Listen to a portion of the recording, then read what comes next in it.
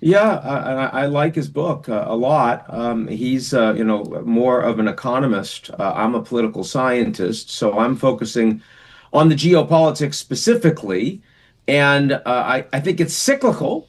So I see this as a bust cycle because the balance of power is no longer aligned with the institutions, the architecture, the policies, or the values, and that's particularly playing out with the Americans, the most powerful country, stepping back from their own historic leadership. So, I mean, the good news is that that's very unlikely to get you the so-called Thucydides trap, a World War III.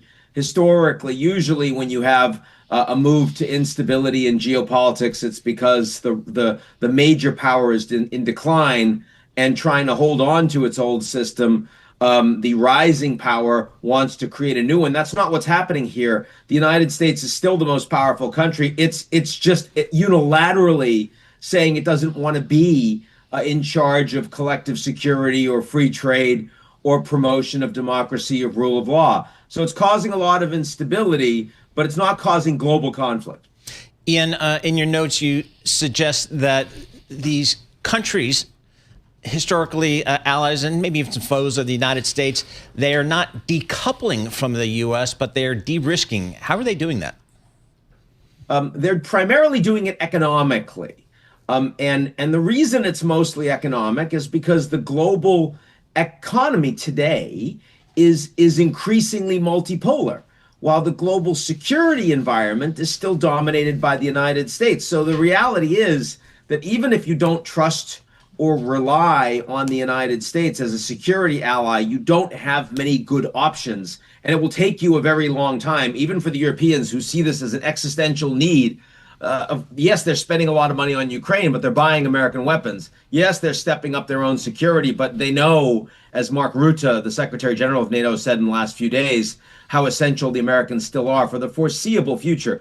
Where when you think of the global economy, there are options. I mean, even Canada, which is so incredibly dependent on the United States, has the ability to diversify more effectively with the Europeans, with the Chinese, with others. And that's particularly true. India, for example, the United States pushes India hard, despite the relationship that Trump and Modi have.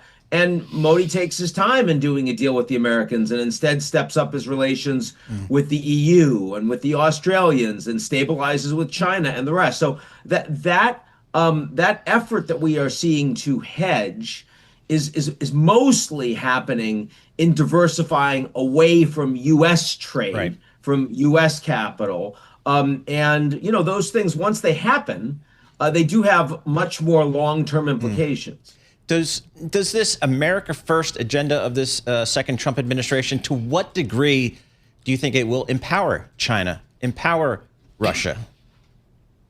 I don't think it's empowering Russia at all. I do Okay. think it is empowering China. Russia's dug its own grave. In fact, they've dug hundreds of thousands of them over the last 4 years of the war in Ukraine. They are weaker as a consequence. Their economy is weaker. Their security environment is weaker. Their diplomacy is weaker. They're basically becoming, a second-rate state that has to follow the lead of China. And that's not where Putin wants to be, clearly.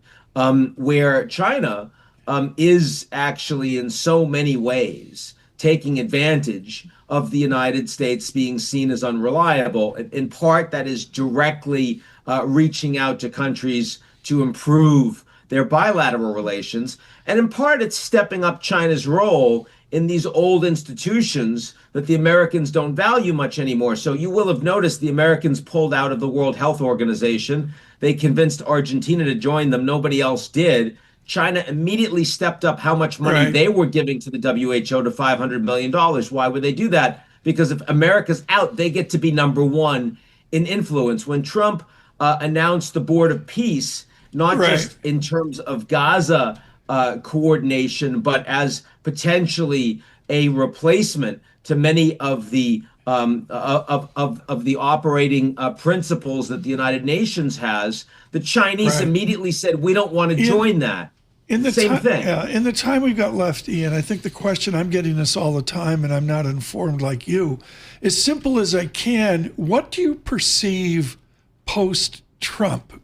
Do we return to what Paul and I knew years ago? Do we go to some form of amended new? What do you perceive in, say, 2028, 2030?